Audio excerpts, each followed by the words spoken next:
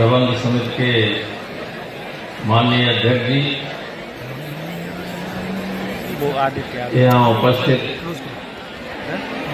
सभी नेतागण, छात्र छात्राएं और कॉलेज के अध्यापक बंधु व अन्य ग्रामीण अंचल से आए हुए सम्मानित बंधु, आप सब लोग चौधरी साहब के जन्मदिन पर इस महाविद्यालय में एक बहुत अच्छे कवि सम्मेलन में अच्छे कवियों को सुनने के लिए आए हुए। मैं कोई भी उसमें आपके और कवियों के बीच में बाधा नहीं बनना चाहता। मैं इस अवसर पर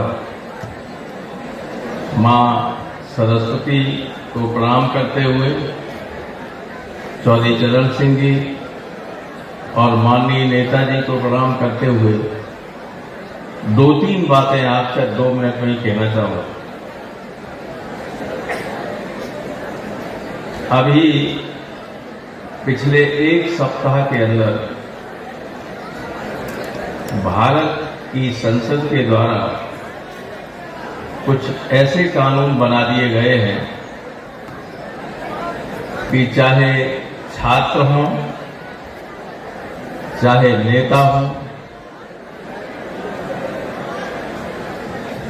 चाहे सार्वजनिक रूप से बात करने वाला कोई भी व्यक्ति हो, उसको बहुत सावधान रहना पड़ेगा।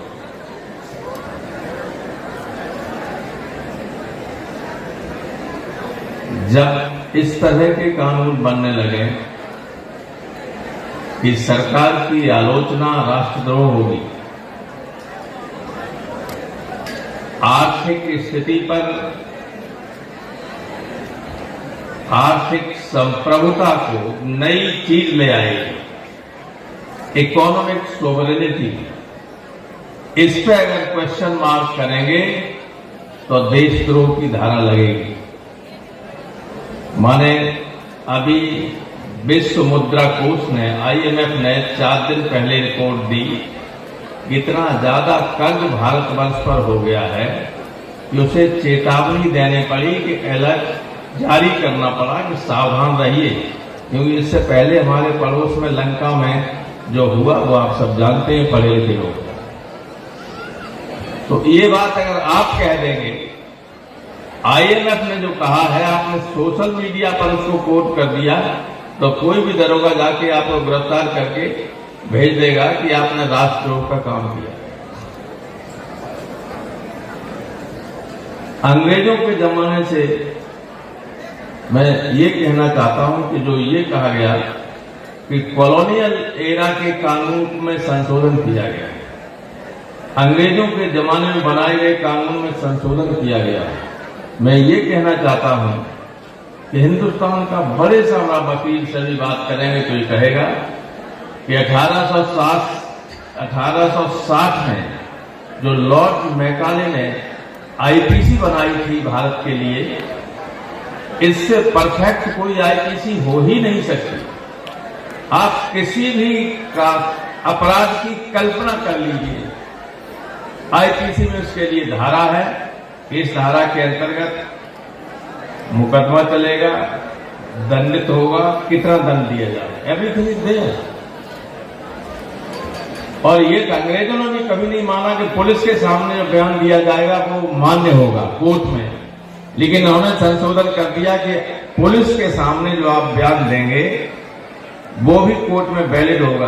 तो पुलिस कौन सा बयान लेती है? पुलिस तो लिख देती है और डर के मारे आदमी दस्तखत कर देता है कि मार मार के घुसा भर देगा।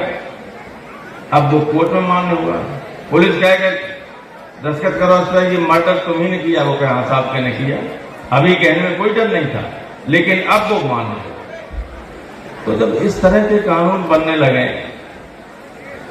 सोशल मीडिया पे लोग लिखते हैं, सोशल मीडिया से भी सरकार को बहुत दिक्कत थी, तो हर तरीके का आप देखिएगा कि अब आप बहुत सोच समझ के बयान दें, सोच समझ के बात करें, क्योंकि जब धीरे धीरे दबने लगता है, ऐसा नहीं कि इससे आदमी परमानेंट ये हमें इसी व्यवस्था में जीना ही पड़ेगा, लेकिन इतिहास इस बात का साक्षी है कि जब जब इस तरह का दबाव जनता पर पड़ा है तो जनता शांत तो रही है, लेकिन वक्त आने पर ऐसी व्यवस्थाओं को उखाड़ के फेंक दिया है, पता नहीं चला कि कहां से आए किधर चले गए।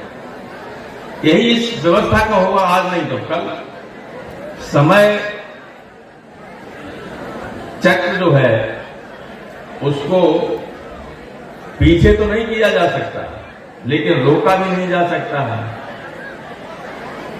डरे हुए लोग अंदर से क्या फैसला लेंगे,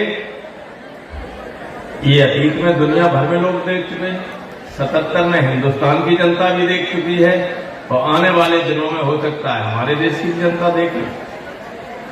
कि आपको किसी बात की आगे संविधान ने हमसे बड़ी आजादी की लड़ाई क्यों लड़े थे, ये हम अपनी बात भी नहीं कह सकते थे, कुछ भी नहीं कह सकते थे। देश की आजादी के लिए नारा लगाओ जेल। अब अगर भ्रष्टाचार है उसकी बात करो तो जेल चले जाओ, अन्याय हो रहा है कहीं उसके खिलाफ कुछ आवाज उठाओगे तो जेल चले जाओगे। तो इस तरह की जब बातें हो जाती हैं तो धीरे धीरे गुस्सा अंदर अंदर इकट्ठा होता रहता है, और जो अंदर इकट्ठा होता रहता है गुस्सा, वो जब फूटता, जो अंदर इकट्ठा होता रहता है गुस्सा, वो जब फूटता है तब वो न किसी की परवाह करता है, न उसके आने सामने आने वाला बच के निकल पाता है।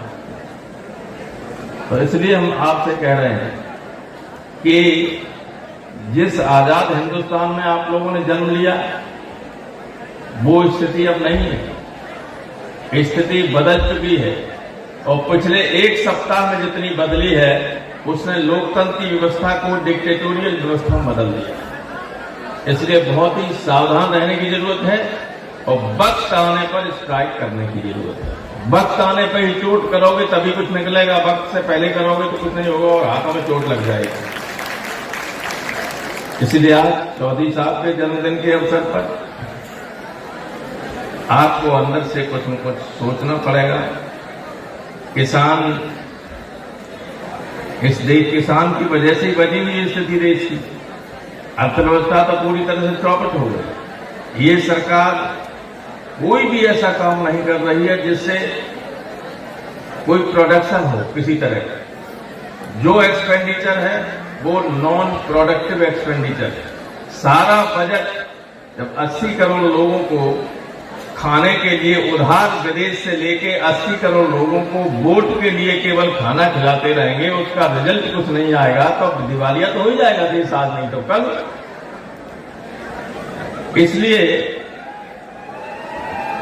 किसान दिवस पर किसान जो अर्थव्यवस्था की रीढ़ है इस देश की, अगर वही बचा रहे तब भी देश सुरक्षित रह सकता है, वरना जिन लोगों के हाथ में सत्ता है उन किसानों की परवाह कर रहे हैं, वो 2-4 उद्योगपतियों की परवाह कर रहे हैं। हमारे सब व्यापारी ईडी के तहत जेल जा सकते हैं, और ईडी तो आ गई जीएसटी में भी।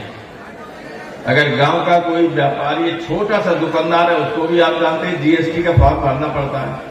उसमें गलती हो गई, उसके बगल वाला खिलाफ है उसके, तो शिकायत कर देगा कि जीएसटी में चोरी हो गई, ईडी जब चाहे तब गिरफ्तार कर ले जाए। बहुत स्थिति खराब है। जो जितना जानकार होगा उसको उतना ही डर लगेगा कि इसे क्या कहें क्या न कहें, लेकिन सुरक्षित रहिएगा और अपनी ऊर्जा को बचाए रखिएगा। जब ऊर्जा के प्रयोग की जरूरत हो, 24 में जरूरत होगी तो उसका प्रयोग कीजिए। बहुत धन्यवाद। आप इंतजार कर रहे हैं कवियों का, अभी 1-2 लोग शायद और कुछ कहें, उसके बाद कवि सम्मेलन को सुनिए। और कवियों के लिए सबसे ज्यादा खतरा हो गया, क्योंकि कवि ऐसे थे जो समय और परिस्थितियों की, वो तो दर्पण होता है, जैसे साहित्य समाज का दर्पण होता है, तो कवि क्या, कवि तो साहित्य की रचना करता है, और वो तो जो देखता है तो कहता है। उदय प्रताप जी कहते थे कि कोयल का क्या, जो देखेगी सो गाएगी, तो अब जो देखेगी सो गाएगी तो दिक्कत है, तो कवियों के लिए भी खतरा पैदा हो गया है। बहुत धन्यवाद।